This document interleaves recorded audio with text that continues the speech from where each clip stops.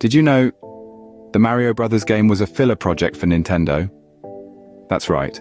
Back then, Nintendo was juggling several projects and just needed something to occupy the gap. Enter the Super Mario Brothers. This whimsical, super side-scrolling adventure was created to keep the production wheels turning, while other supposedly more significant projects were being developed. Little did they know, they started a worldwide cultural phenomenon.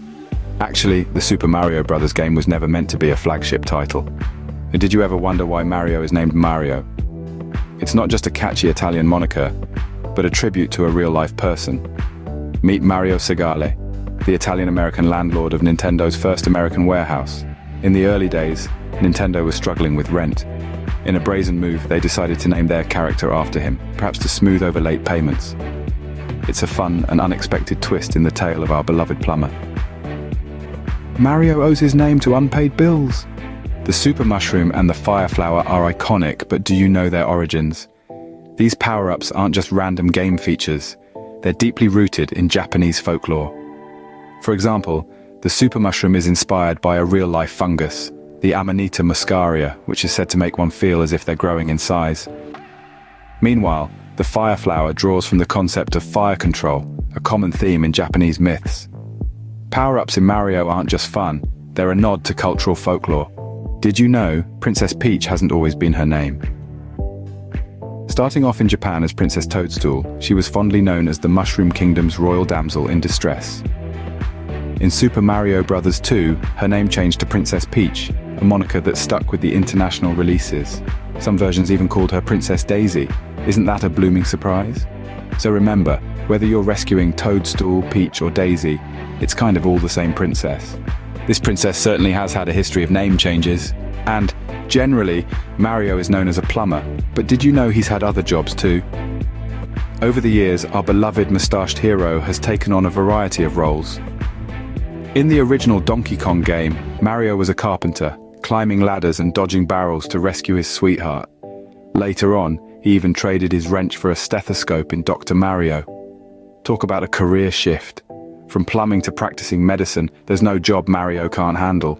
Get this! Luigi, Mario's brother, wasn't in the original plan. Quite surprising, isn't it? When the original Mario Brother game was first conceived, Luigi was absolutely nowhere in the blueprint.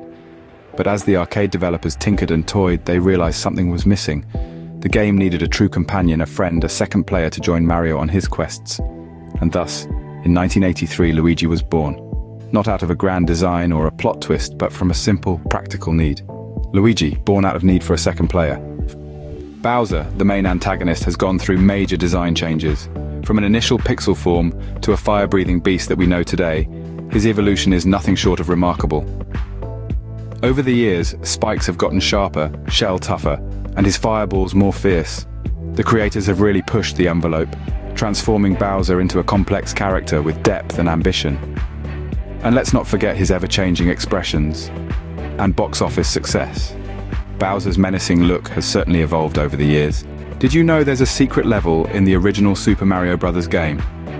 Yes, indeed. It's called the Minus World. A glitch in the game's programming leads to this peculiar level. Notoriously hard to access, it's a water level that loops indefinitely, intriguing and frustrating players in equal measures. The creatures, the coins, the layout, all eerily familiar yet strangely different.